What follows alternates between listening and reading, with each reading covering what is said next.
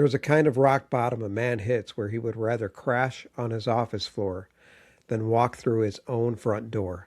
Today's guest lived there, running from home, running from himself, until God finally met him in a place where he felt the most safe.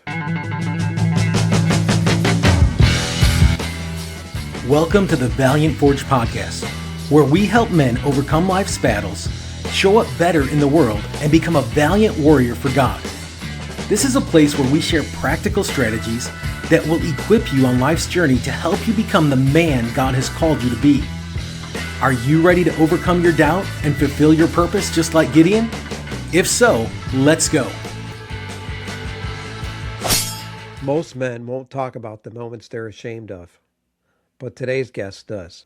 Mark Delfini is a Marine veteran, an entrepreneur, an author, and a strategist who has helped many people with their lives and with their business. But before any of that, he hit a point where he couldn't even walk through his own front door. He was sleeping at his office, avoiding the collapse of a marriage and the weight of his own choices. And that's exactly where God got his attention. This isn't a story about fixing a marriage. It's a story about God rebuilding a man. And it's one every man needs to hear. This is my conversation with Mark Delfini. Mark, welcome to the podcast. Mark, I like your name. Yeah, you have a great name as well. And it's biblical. Yes. Yeah, I didn't really like my name when I was younger. I didn't either.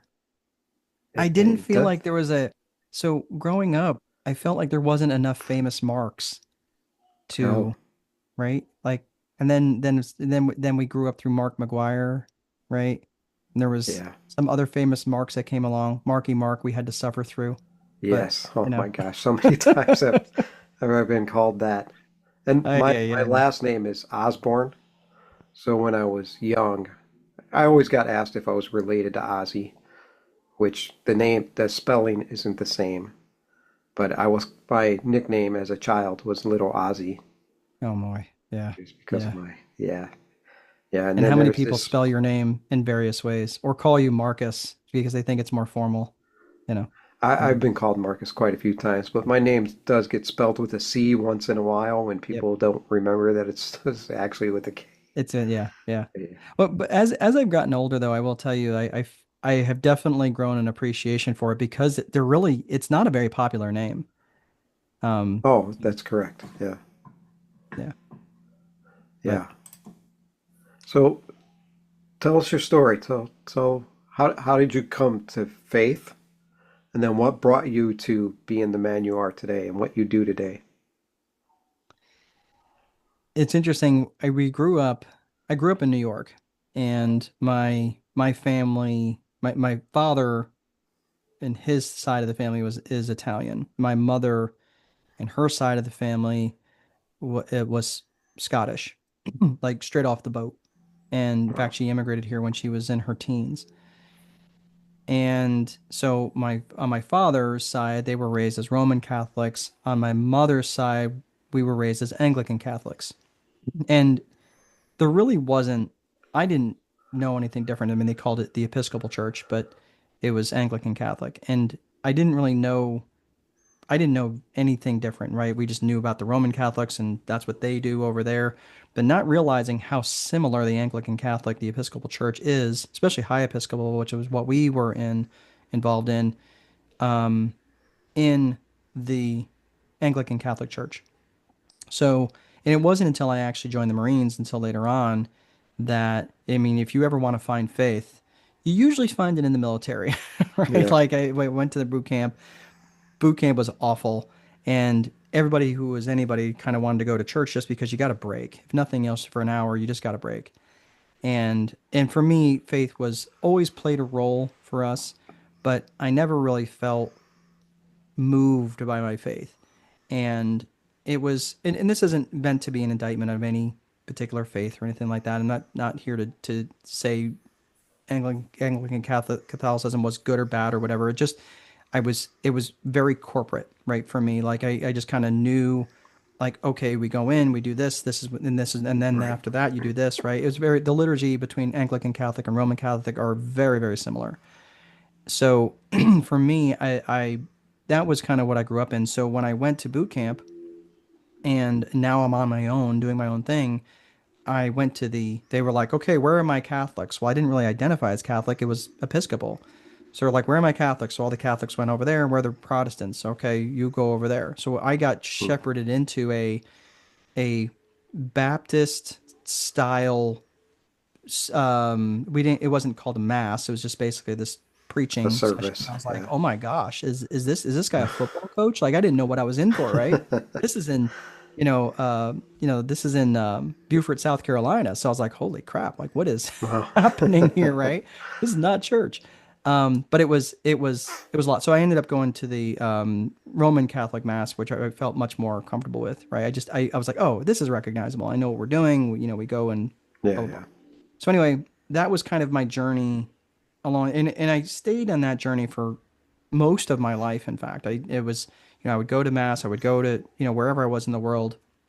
I didn't really have a Bible. I didn't really read the Bible because that's kind of not what we did. Like the Bible was in church and it was up front, and like we did that. Like we didn't read the Yeah. Bible. We had a Bible at home. We just never read it. So it was interesting. So that was the kind of my beginning. So I always had a solid foundation in in God and church, but I cannot say that I was godly. Certainly wasn't Christ-like in that aspect at all. And I never really understood the the connection between God and Christ, like because our church never really made a connection to Christ. It was always about God, and then kind of made references to Jesus, but it was always like God, but they kind of was like Jesus was just something different. And Hmm.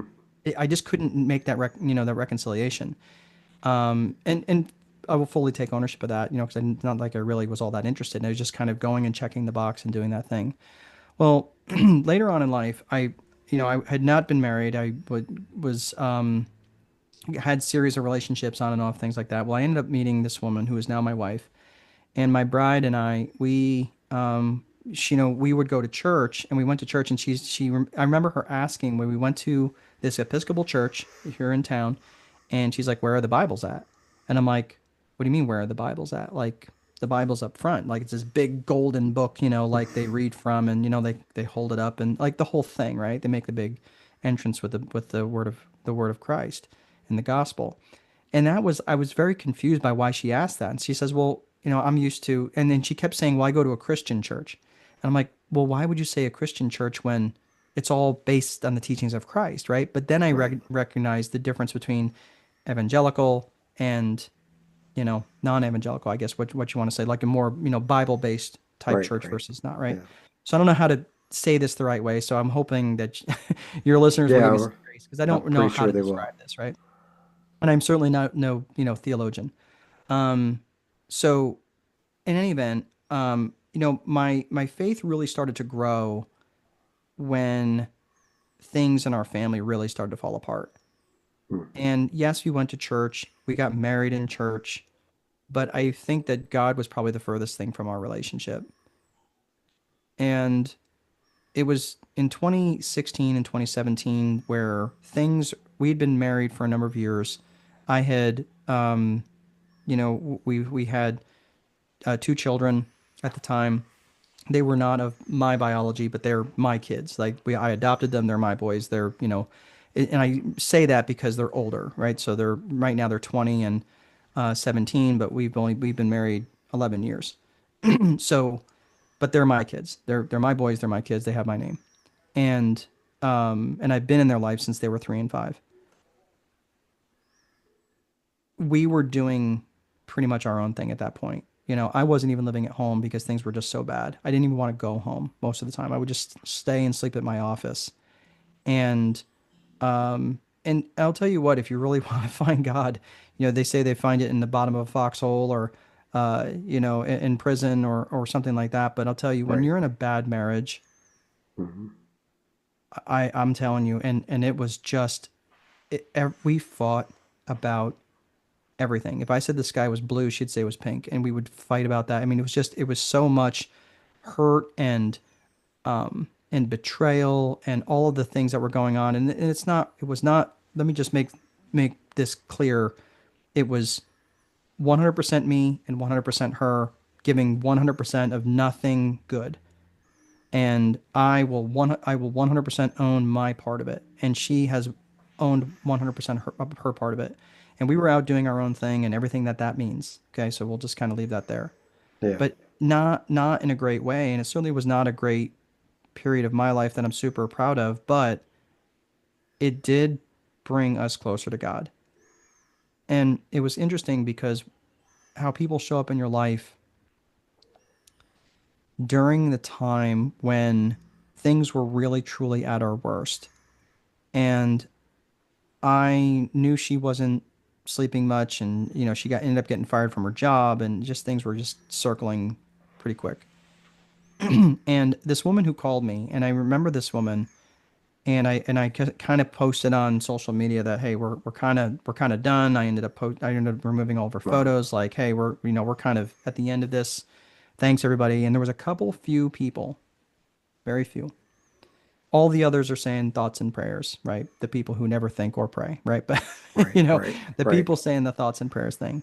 But there was an ardent few, and they were Christians that said to me, "Do not give up. Do not give up." And there's this one woman, her name's Kathy, and Kathy was a devout Christian, and she's one of these people that you really don't ever want to take a phone call from, just because everything with her is a fight. Mhm. Like, she's just a very, very strong-willed individual, and I adore her for it. But she, at this point in time, I just didn't need that, right? Mhm. And she showed up in a way I never, ever expected her to. And God used her as a vessel in that moment and asked me a series of questions, asked me, you know, some things, gave me some really good advice.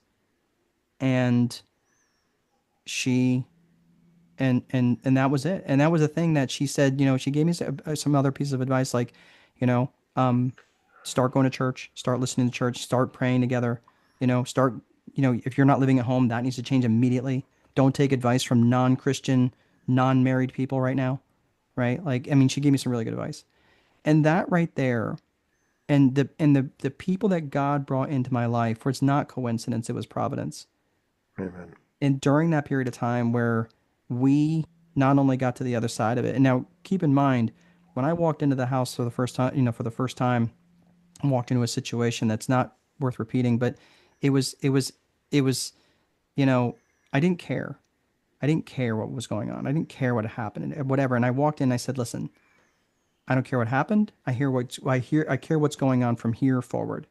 Right? And I'm just letting you know that I'm not leaving this marriage until I'm effing dead. And I'm Mhm. bleeping it on purpose, okay? Right. I was Right. very clear about what I was about. And of course it was all bluster, and she had no reason to believe me. And I said, okay, we're gonna pray and we're gonna make this happen. Saying we did. And for the next week, we had very, very direct, very clear, probably the ugliest conversations that a married couple can have. But for the first time, they may have been ugly, but they were not venomous. Mm. And that's a big difference. And that's Wow. that's been the start of my journey. Wow. I love that because you. This is a podcast where I'm trying to help men, step up and lead. What you showed there in your despair, in your moment of decision, was leadership. You went to your wife and said, "This is what we need to do," and you used God to do that because that's such an awesome story. So, while that was going on, were you in business? Because what you do now as a strategist, which we'll get into that in a Yeah. minute. Yeah, I've been in business for most of my most of my professional career. I've been in business for myself. And but I can tell you that summer I didn't get much work done, Hmm. just because I was so distracted by the sin in my life, the sin that slows us down, the sin that binds us all.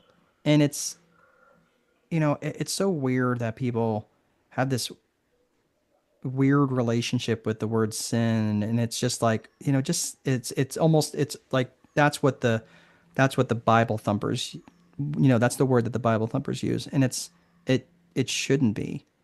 It should Right. be much more normalized, and not in a way where you're punching Jesus into someone's mouth, but just say, listen, man, I have people who've come to me, and in my work as a strategist, and and I'm careful where I do this because right now Christianity is very much under attack, but I also need to make sure that I'm showing up in the best way for people. And sometimes they have a bad relationship with church and religion and Right. all the Yeah. things, right? So I show up the best way that I can for them. But my avatar, the people I like working with the most, if I'm truly honest, it's Christian married couples who have businesses that have kids at home, right? And the reason for that is because I know all those problems, right? I know what it's like to struggle in my faith. I know what it's like to struggle in my marriage and with my children and having adopted children, right? And we built one from a kit, right? Like now we've got a 3-year-old. So I'm like, feel like I'm at parenting 501 right now. Ask me Mm. anything, right? Yeah. So we've got it all. And I feel like, having and stepping into it, I really do appreciate you recognizing that as leadership because, oh man, I'll tell you, that was the hardest thing to do was to set aside my own need to be right and my own ego so I could surrender to God and just give this to him and say, Yeah. listen, God, I can't do this. And and that's what happened. And in that moment, I walked in, I said, this is what's going to happen. I'm going to pray with you and then we're just going to lay together. And we did. And that was it was tenuous, but it was the beginning of healing. So Yeah. it sucked, but it was necessary. I don't say I want to go through it again, Right. right? But very Right. much worth it. Yeah. That's why a lot of men don't step up, because it takes courage. It takes boldness. It takes faith. What you did there when you spoke to your wife, that was a step of faith. You didn't know how she was going to respond. You didn't know how she was going to take it, but you felt led in that moment to do that, and I appreciate that. Thanks. So in your work as a strategist, what brought you to where you're now helping more Christian businesses? Do you help everybody, or do you just help Christian businesses? If they're don't like, if they're not checking the box as a Christian, have I worked with people of other faiths? Yes, I have. To me, it's important that they have faith. I'm not going to say, well, you're wrong because, right? Because I can only go by my own convictions, right? And if they feel led to have other conversations around that, but I'm not going to hide it. I'm not going to Right. say like I had a Muslim that worked with me and I said, hey, look, I just want to let you know, is this going to be a problem that I'm a Christian and you're a Muslim? And he says, dude, we are so much closer than we're farther apart. And I was like, Mm. okay, like, and his words, right? And I was like, okay. And we talked about God from time to time, but it wasn't at some point he recognized and I respected his faith and we didn't get into it too much. But generally when I work with people who at least have a foundation in God, even if it's not necessarily a center for them, it allows me opportunities, especially because I'm a life and business strategist who likes to work with business owners. I'm not a business coach, although I use and employ the tools of a business coach from time to time, right? I'm not a marriage counselor, although I use and employ things that I've learned that I have used in my own marriage. I'm not giving them marriage advice. I'll just say, hey, look, I can't tell you what to do. This is what worked for me, right? Yeah. And that's where it starts to bring in and circle those conversations like, hey, if you've got problems with your kids, hey, this is something that I have done. And I certainly do not have that figured out, right? But our kids are good kids. They really are. And they're doing well. They're making their mistakes. They're They're engaging in their lives. They're doing the best they can with what they have. Were we the best parents? No, because they were going through the mess that we were bringing home, right? But they are good. They are good kids, and hopefully didn't mess them up too badly. But that's those all those life situations that come around give me that opportunity to have the relationship, or have the trust with them to say, can I share with you with my faith a little bit on this? And they rarely don't say yes, right? I don't think anybody Yeah. ever has. And I share that this Right. is why it's important for me to bring prayer into the business and ask God for advice. And when I have done that meaningfully and have asked him specifically, hey, God, I am made of questions right now. I don't even know the question to ask you, right? Hmm. Can you help me here? And I will say, like, my faith, it's so funny because I feel like my faith is so authentic because I've never had like I'm just going to tell you right now, I do not quote scripture very well. I just kind of know the Bible because I read it, right? But I'm Right. not like, I never had this Paul experience, on the road to Damascus. I was like, I've never had that, right? And I'm kind of glad I haven't, because I don't know that I would be able to handle Mhm. it as well as Paul did. But that for me, it's always been these whispers. It's always been these ideas. It's always been the just, hey, why don't you give this a try? I'm like, hey, oh, yeah, okay. And of course, in the early days, I'm always like, hey, I came up with this really good idea, right? Right. Right. Right? I'm taking all the credit. But now I realize where it's coming from. And that whisper and that nudge and that reminder and that, hey, by the way, and that and the protections that are being offered for me so I can stay focused, it does not go unnoticed. So Yeah. I think those conversations that I can have, whether it's about strictly a business thing or strictly a non-business thing being experienced by a business owner, or even just a person that's just struggling in this moment, you know, I feel like I can always bring that back to my relationship with Christ. Yeah. For guys that are a little more like me, I've heard the term strategist, but I don't know exactly what it is. Most of the time, it's either a life coach or a business coach. They call themselves coaches. You call yourself a strategist. What is the difference?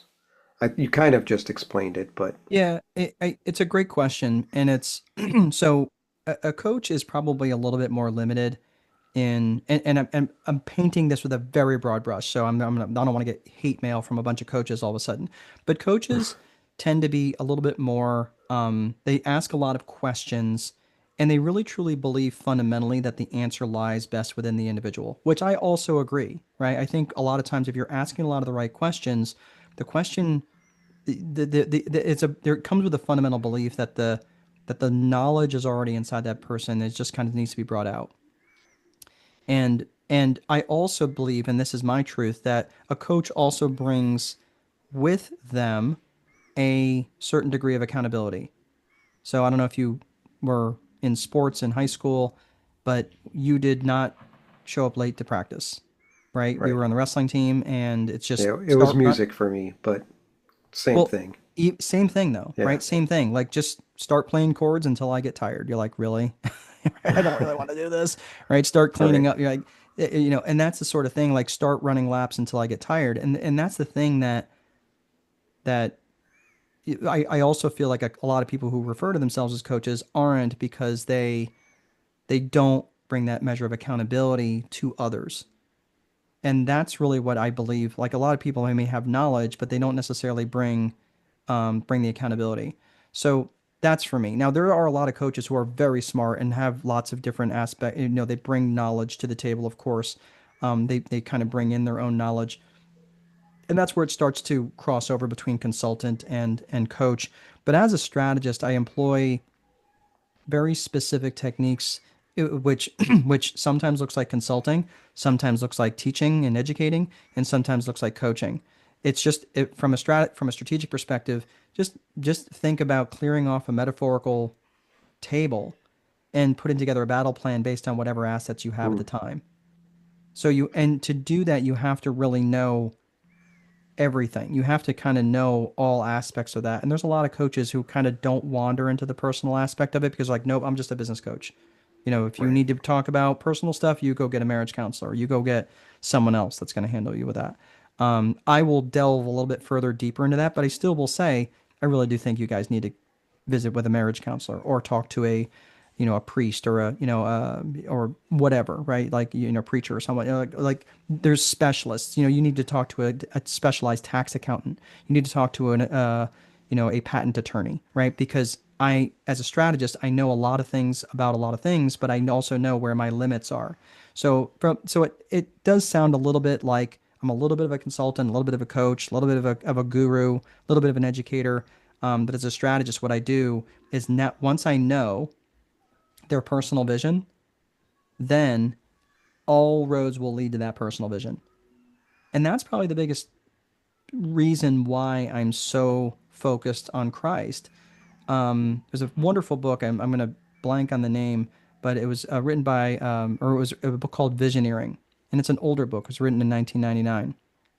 And the guy's name will come up to me in a second. But he really recognized the importance of having a vision, but having a vision that is God ordained, not Right. just if I had a vision, we'd all, you might not, you might live like a rap star, right? Which is not great, right? It may not necessarily want to be, something that would be Christ-like. But when you have a God-ordained vision, this is something that just doesn't go away.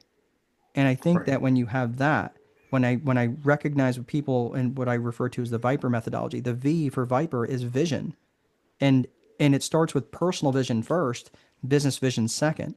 And because if you only ever create a business vision, then all you're ever going to do is work toward the business. And I'm just letting you know, like when you create a business vision without ever creating a personal vision, you end up creating a life that exists to serve the business. And that's where you start to get people who, they say they have faith, but man, you see their business dealings and you're like, really? Like, stop saying you have faith and stop saying you're a Christian because you're making the rest of us look bad, you know? I Yeah. mean, I'm saying that somewhat tongue in cheek, but my goodness, like that's why I would say, create that personal vision, but create that personal vision in coordination with God. Yeah. So when it comes to, and if I read up a little bit on the Viper framework thing, you talk about structure as a spiritual discipline. Is that correct? So yeah, right, yeah. So Yeah. So there's how do the vision, systems there's create space? Yeah. right. So there's vision and then infrastructure. So the Viper methodology, just the acronym is vision, infrastructure, process, execution, and reporting. Yeah. And do you see that as a spiritual discipline? It's a great question. I don't know that I've ever been asked that. Um, I certainly think the vision part is. I Yeah. certainly think the vision piece of that is. Um, in So terms for of, me, yeah, go ahead. for me, I had to put a system in place for my spiritual disciplines. Hmm. When I wake up in the morning, I had to create a system like I go do this, I make my coffee, I sit down I put my Bible on the table before I go to bed at night. Hmm. I make my coffee, I sit down at the table, so I know the first thing that I do is read my Bible. I've been doing it for 5 years now, but I had to create that system that I call a spiritual discipline. So I guess what I'm asking, you know, that's why I'm asking if like your framework is like a spiritual discipline and how, do you create systems to help people reach the goal, the battle plan, or there's systems in place that help businesses with that. Yeah, there was two books that was written by uh, David Stewart. I think he's the richest uh, black man in the United States. And he's written two different books, and he is a billionaire, right? Like a legit billionaire. And he is, man, the books that he wrote were just so phenomenal. And his most popular book, or his first book, was Doing Business by the Good Book, and it was 52 disciplines.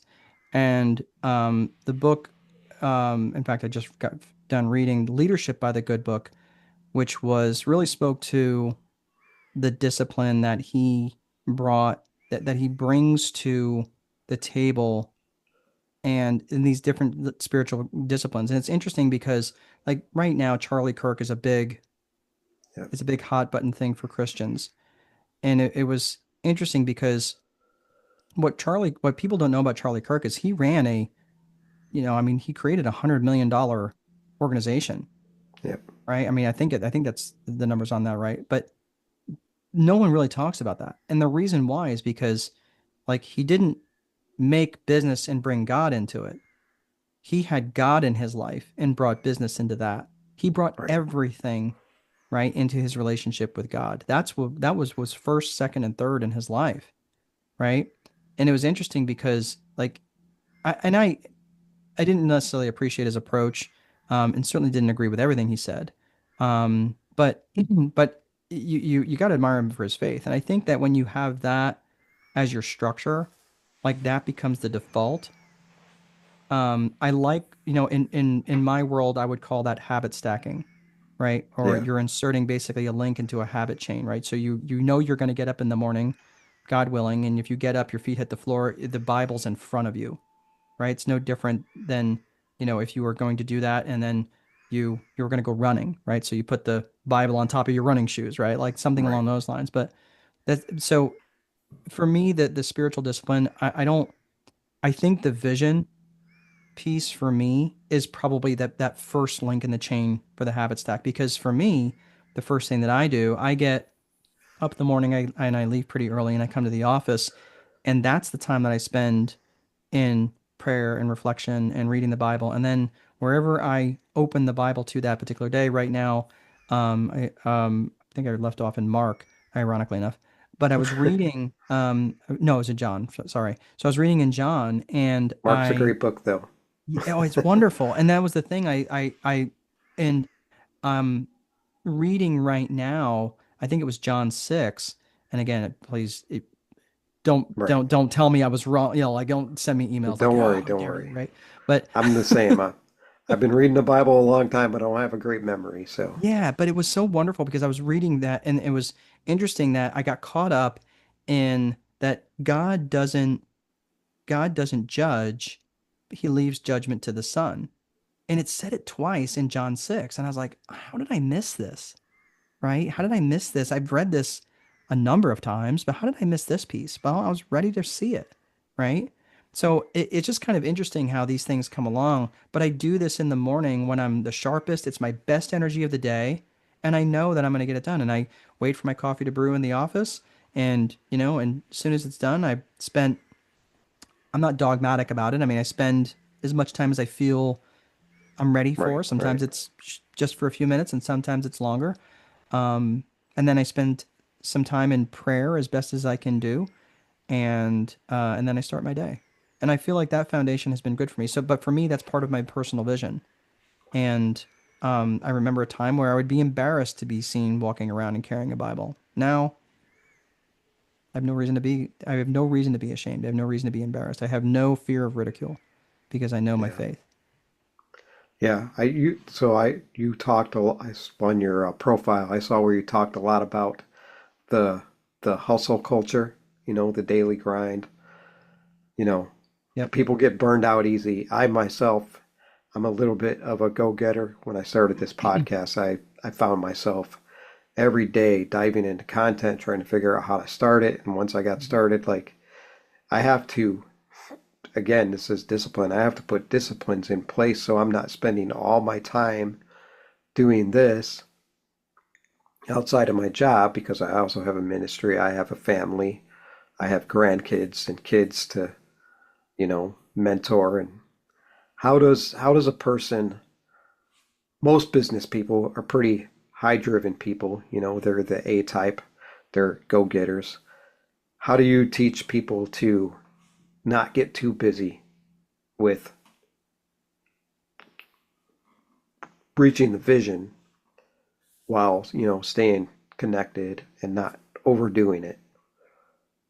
Yeah, it's a great question, and that's the question, right? Because as Americans, we feel like, we're taught to fill our calendars as much as we possibly can, and you're shuffling kids from, school to dance practice to soccer practice to baseball practice, and you're running between three different games with four different kids, and that's hurry culture, that's hustle culture, right?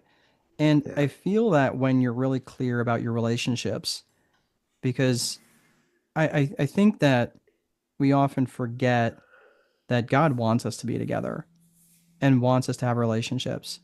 And this is where there's that confusion of now versus next. I think the devil dangles next in front of us all the time and never allows us to focus on now. So when you stop and think Well, about it, that it was there was a book, I can't remember the name of it. The book, The Life You've Always Wanted, I think is what it's called, by John Orton, maybe. Hilarious. The dude's hilarious. Because the funny thing was he's just so authentic in his faith, and he recognized that the opposite of what destroys love isn't hate. What destroys love is hurry. yeah, Hurry is what destroys love, right? Like love takes time. Love takes time to develop and nurture.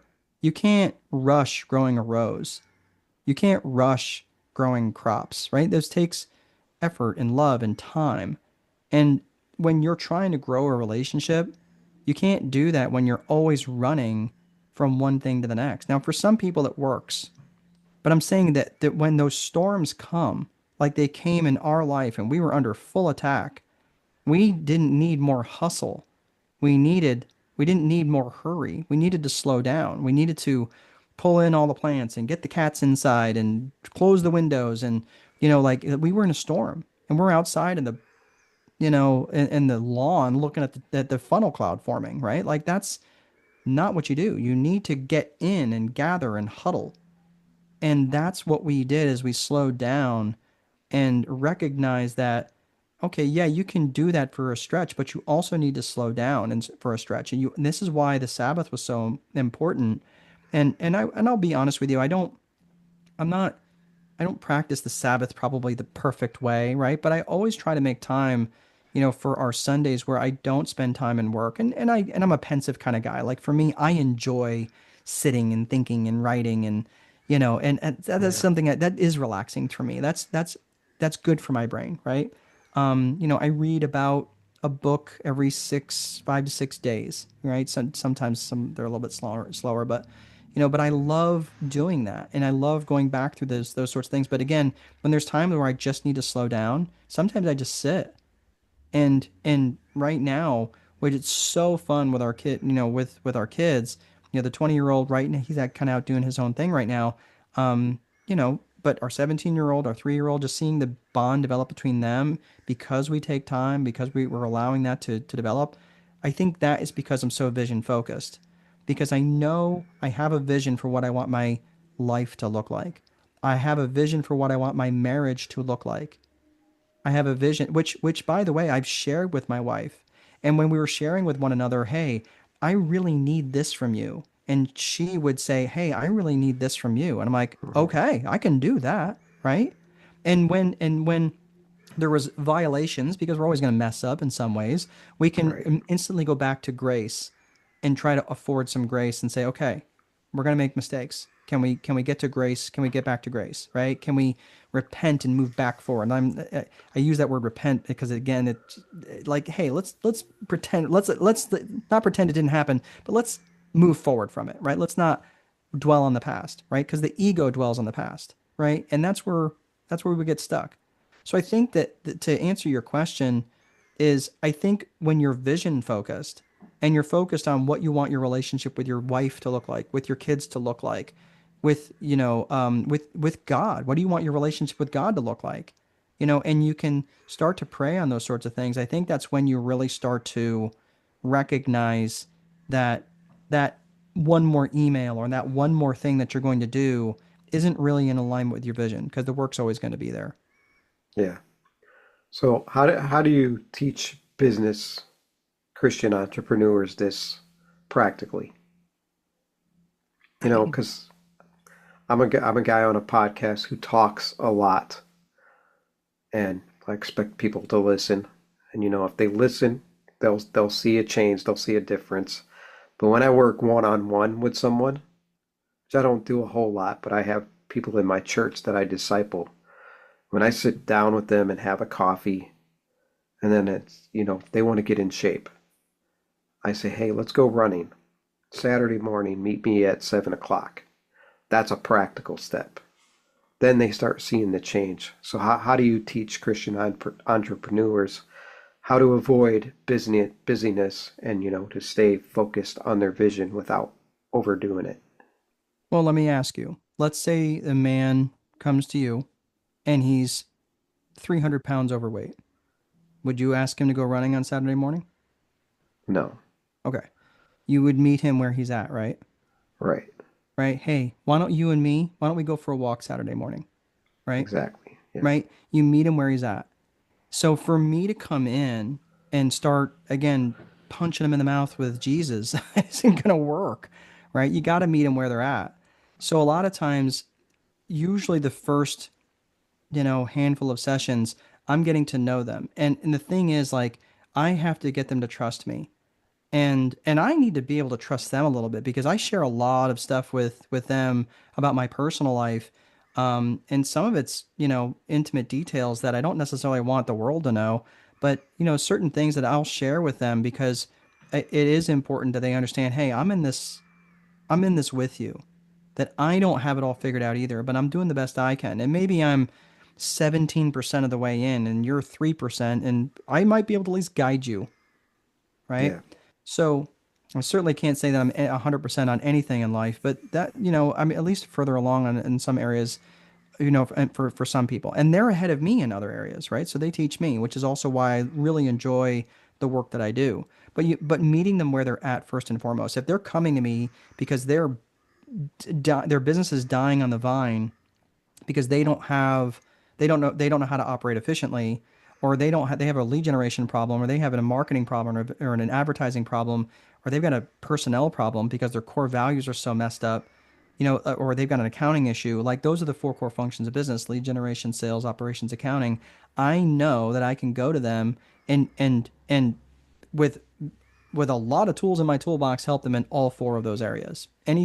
Generally anything that they bring to me, with few exceptions, I can help them. But when and it's really kind of hard. It's like the metaphorical, like, hey, you and I are on a ship going across the Pacific Ocean and it gets hit with a torpedo, and everybody's trying to push mattresses up against the right and to keep the water out and everything else, and and then and I run up to you and say, hey Mark, we're out of lettuce.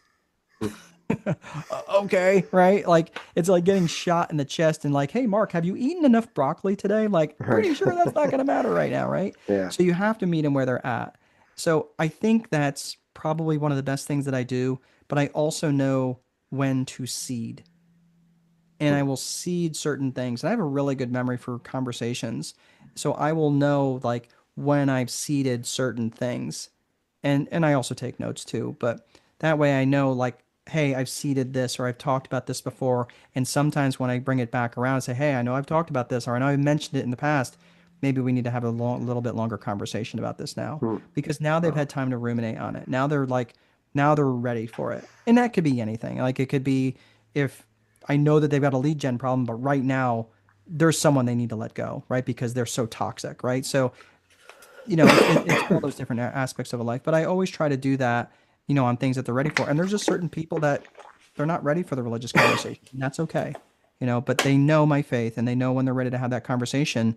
I've since learned, and this was in the Visioneering book, Andy Stanley, I think is the guy's name, the author. yeah. But in Visioneering, he starts talking about, God, please give me the opportunity to pray for them, and give me the opportunity to pray with them. And God, give me the opportunity to have the conversations with them when they're ready. And I think that's where we need to be ready to have those conversations, but do it in a way that's not holding people's heads underwater, right? it's sales 101, right? It's not like Right, right. punching people in the mouth until they're holding their head underwater until they say yes. It's meeting them where they're at and saying, "Well, tell me what your relationship with faith is like right now." And when they can have that conversation, you're like, "Okay, yeah, I'm open to I'm open to it, right?" And then you invite them and say, "Hey, look, I'm happy to pray with you. I'm happy to doesn't have to be weird, doesn't have to be anything like that." And this is the interesting thing. So I'm a Marine, okay? And I'm on my best behavior here, right? And sometimes have a pretty loose tongue, okay? I mean, I do it on purpose. I guess that's kind of the way I think, but I'm doing my best because my wife's like, "Hey, we really need to kind of clean up our language." I'm like, "Okay, I'm Yeah. doing my best," right? But this was the interesting thing. And this was what was really interesting when my really really good friend, her name's Robin. She is undeniable in her faith. I mean, she talk about a person that wears it on her sleeve. And she is, I was really struggling with this, getting baptized and like this whole, going down this path of evangelical type faith. And I was like, I don't know, I'm really struggling with this. I feel like, most of I see a lot of these Christian men, they talk real softly and they wear sweater vests and they're always on their best behavior. And I'm like, I'm not that. I'm not that at all. I would be so inauthentic. People would wonder if I had a seizure, right? Yeah. So, and she said something to me that I never ever forgot. And she says, "Don't you understand? God made you this way. Like God made you the way you are. Yeah, probably you could Exactly. probably drop a Yep. few less, inflammatory words. But the thing is, you can reach someone that I would never be able to reach. And Absolutely. I would be able to reach someone that you would never be able to reach. That's why God needs both of us." And I'm getting goosebumps thinking about that because I was like, "Oh my, like, oh, I can do that. I can absolutely do that." Right? Now, do it in a Yeah. respectful way. You don't need to have that kind of language when you're praising God, in the same sentence, but I'm saying like these are the sorts of things that I can do and I can do it and talk about my faith authentically. And I'm not always going to get it right, but I can at least speak about my faith authentically and say, "Look, I struggle too. The way you sin and the way I sin is no different. Like the way I sin isn't any better than the way you sin, right?" Right. So let's have a conversation and see how we can do that. So meeting them where they're at, I think, to answer your question, is probably the best thing that I've learned how to do, and do it without letting them feel judged. Yeah. That's a great answer. I totally align with that. The men. Part of what we're doing on this podcast here, and there's many other Christian podcasts for men, trying to get men to step up. A person I would recommend it to listen to, and you'll see how uh, uh, Christian man is a little different than your normal soft person talking and sweater vest person, is Joby Martin. I don't know if you've heard of him, but he's very popular What's online. his name? Joby Martin. Joby Martin. I have not heard him. Yeah, yeah, you should look him up. Okay, He's a I will. great man of God. Yeah, I do. We're starting to bump up against time a little bit, and I want to Yeah, have people, know where they can reach out to you if they're interested in working with you. But before we do that, there's a question that I ask every man that comes on the podcast. sure. It's David. I know you said you've read the Bible through, but it's hard to memorize it all. Yeah, yeah. David, after he slew Goliath, Saul got jealous and was trying to kill him. So David ran to the cave of Adullam. While he was in that cave, men came to him, disgruntled, disheartened, discouraged. Those men eventually, through David's leadership and being around David, became David's mighty men. When David started becoming king, taking over the kingdom, they were David's mighty men. So somehow he inspired them, said something to them. Modern day, you have a group of men in front of you, disheartened, discouraged, disgruntled, looking for leadership, direction, inspiration. What would you say to them?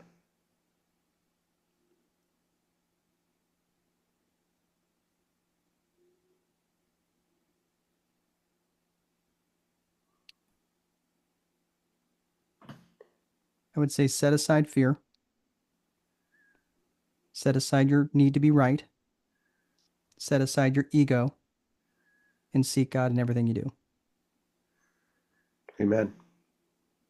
Awesome. Straight and to the point. I love it. So where can people connect with you and reach out If to you if they want to Yeah, I mean, work with you? honestly, yeah, if they're interested in just having a, connection, I'm pretty open on social media. Please not LinkedIn. I get so many it's so many people trying to sell me in like health insurance. Like I'm a pretty healthy young guy still. Like I don't know that I need as much health insurance as I'm trying to be sold.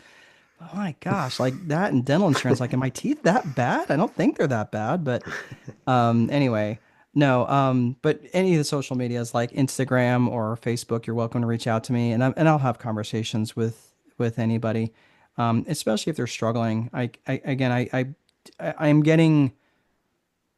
It's interesting the number of people that God are starting to bring into my life, and I do have to start recognizing like the the number of people that are coming in and when you start, I think it was a conversation and maybe in Acts where, the 12 or like waiting tables or something along those lines. I was like, Yeah, oh, yeah, they started delegating because they recognized, right. that what their true gifts are. And I hope I don't ever get so busy that I can't ever at least have a conversation with someone, even if it's just on Messenger. But if you are interested on a bit from a business context, interested in working, probably strategicboardroom.com is the best way to reach out. But again, on the social media, Facebook, Instagram, those are probably the two best mediums to reach out to me. And I answer every message. So, Awesome. I do my very best. Sometimes I miss them because they come in. There's a lot that come in, but I always do my very best to reach out and I'll always do my best to pour into folks. But yeah, and I don't, again, from that perspective, I will do that until I can't, because for me, I think that making someone feel that and remind them how important they are, that's part of my core values of one of the core values of Strategic Boardroom is creating legends. And I never want anybody ever feel, I know what it's like to feel slighted. And sometimes I'm sure I do that unintentionally, but I always I always try to give grace, and I would always ask for grace if I don't always get it right. So if I don't message back, message me again. Say, hey man, what the heck? But Awesome. that's probably Yeah. the best way. Awesome. Mark, thank you very much for coming on. If you It's ever want been to come on again, you got something you want to share to men, just let me know. Yeah, I think as my faith grows, if you had asked me this a year ago, I don't know that I would recognize the same person. So maybe check back with me in 6, 8 months, and I'll be right now we're living with a 3-year-old terrorist. So she is we're having a lot of God conversations right now. So it's lots of prayers, that's for sure. Yeah. Yeah. Awesome. Thank you very much for coming on. God My bless you. pleasure. God bless. All right. Wasn't that a great conversation? If there's one thing I want you to take from this story, it's this: God doesn't wait for you to be cleaned up before he starts rebuilding you. He meets you right where you are, even if that's your office floor. And that's exactly what we're going to be talking about this next Valiant Monday: transformation. Not the polished version that we like to post online, but the kind that starts in the dark, in the quiet, in the places we don't want anyone else to see. If this episode struck a chord with you, do me a favor: subscribe, share it with another man who could use it, and please go on Apple and leave me a review. It helps more than you can imagine. And if you're looking for brothers to walk this out with, not just content, I have created a community on the school platform called the Cave of Adullam. And if you've listened to the podcast long enough, you know that's kind of my theme question that I ask every man. Come meet me in the Cave of Adullam. Let's become mighty men together. There is a link in the show notes for that. And there will also be a link for my YouTube channel if you're only following on audio. Once in a while, I'll do stuff on YouTube that I won't be doing on the podcast platform. So click the link, and there's also going to be links to connect with Mark below. So stay strong, stay valiant, keep forging your path, and be blessed.